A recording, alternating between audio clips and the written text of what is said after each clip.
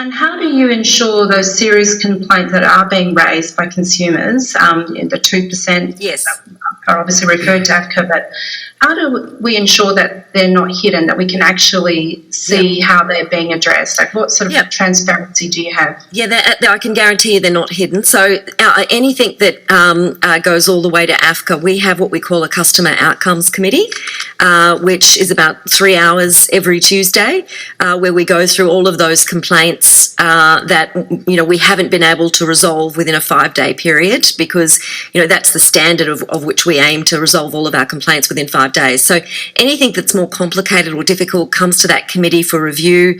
We actually ask our staff to escalate if they're going to say no. So rather than, if you need approval to say yes, it's the other way around. Our philosophy is if you're going to say no, then you need to talk to your manager, and we need to understand why it's a no. So in addition to that Customer Outcomes Committee, I get reporting every week. I report to the board every month. So there's an enormous amount of focus on the complaints. The other thing we try and do with them is learn from them. We want to make sure that we offer the best possible service that we can. So that's where our philosophy of spot it, log it, own it. We want every complaint recorded so that we understand what is the root cause of that complaint.